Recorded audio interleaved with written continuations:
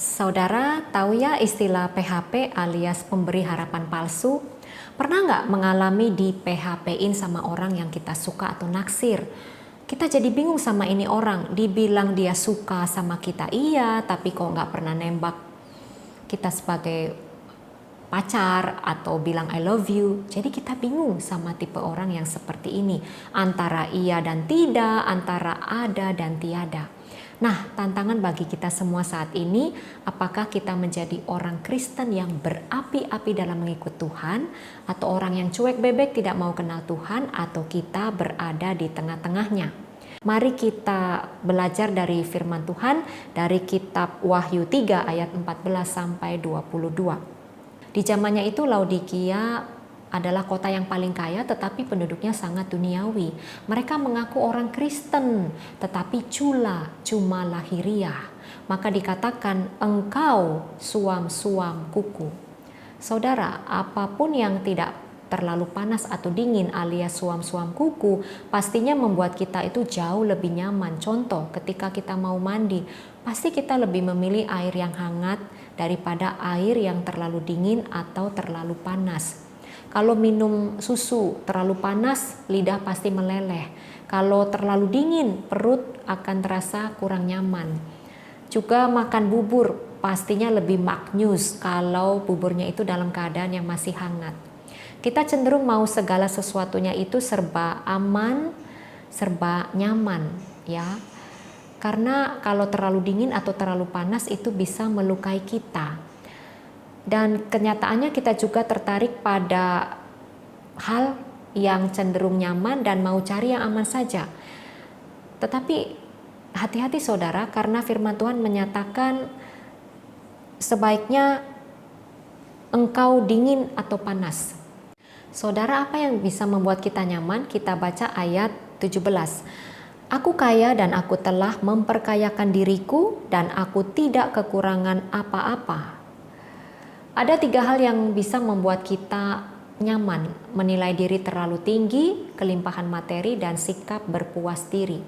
Karena faktanya saat kita berada dalam posisi yang aman dan nyaman, hanya satu godaannya, kita jadi terbuai oleh kenyamanan. Sehingga fokus hidup itu mulai bergeser, mulai lupa sama Tuhan, gak mau intim lagi sama Tuhan.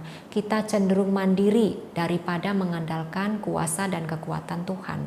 Dengan kata lain, ikut Tuhan jadinya cuma setengah-setengah dan tanpa semangat.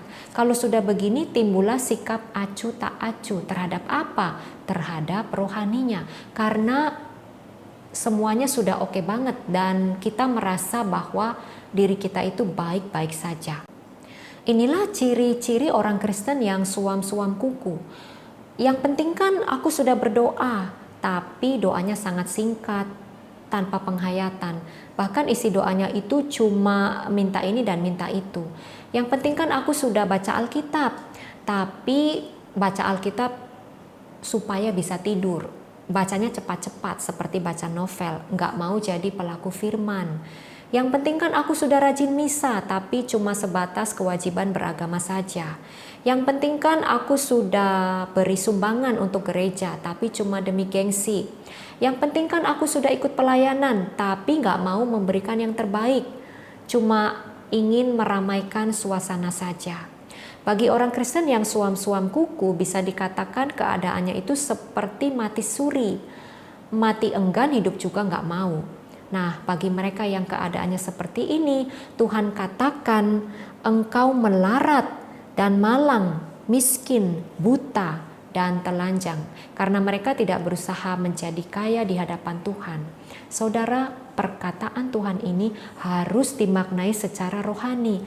Mari kita renungkan dalam-dalam betapa kondisi melarat, malang, miskin, buta, dan telanjang itu sangat tidak bernilai.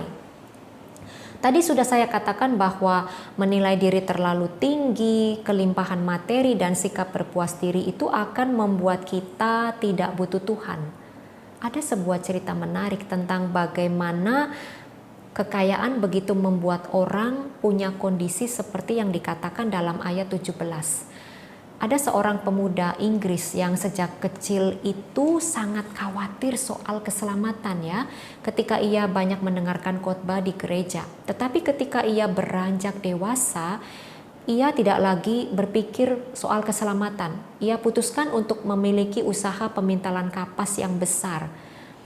Ia hanya bekerja dan bekerja sampai akhirnya ia menjadi pengusaha kapas yang sukses besar. Tetapi di usianya yang ke-40 tahunan, ia sakit dan sekarat.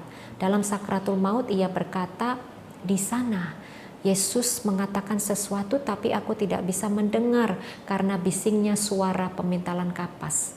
Ketika saya membaca kisah ini, saya bercermin kepada diri saya sendiri. Saat posisi saya berada dalam posisi yang paling nyaman dan aman, saya juga tidak kenal Tuhan, saya nggak mau kenal Tuhan. Tetapi setelah hidup saya dijamah oleh Tuhan, setelah saya diproses oleh Tuhan, saya benar-benar ikut Tuhan. Maka saudara, tanyakan kepada diri kita masing-masing, apakah pikiran kita itu selalu condongnya ke uang, ke harta, ke prestasi atau gengsi, atau hal-hal duniawi lainnya. Kalau jawabannya adalah ya, saya condong ke hal-hal yang duniawi, katakan saya harus bertobat. Lalu bagaimana solusinya agar kita tidak menjadi melarat, malang, miskin, buta, dan telanjang? Ayat 18 memberikan jawabannya. Tuhan berkata, aku menasihatkan engkau supaya engkau membeli daripadaku emas yang telah dimurnikan dalam api, agar engkau menjadi kaya, dan juga pakaian putih supaya engkau memakainya, agar jangan kelihatan ketelanjanganmu yang memalukan, dan lagi minyak untuk melumas matamu supaya engkau dapat melihat. Kita harus kaya rohani di hadapan Tuhan. Kita harus selalu menanggalkan manusia lama dan selalu melihat diri yang sebenarnya agar terus dimurnikan sehingga kita bisa menjadi orang Kristen yang sepenuh hati ikut Tuhan, alias nggak mati suri. Supaya kita tidak miskin rohani, kita harus membeli emas yang Tuhan punya. Artinya kita harus memiliki kekayaan rohani yang hanya bisa kita dapatkan dari Tuhan saja. Lalu bagaimana supaya kita bisa kaya di hadapan Tuhan? Miliki komitmen setiap hari untuk selalu menjalin relasi dengan Tuhan lewat doa dan saat teduh.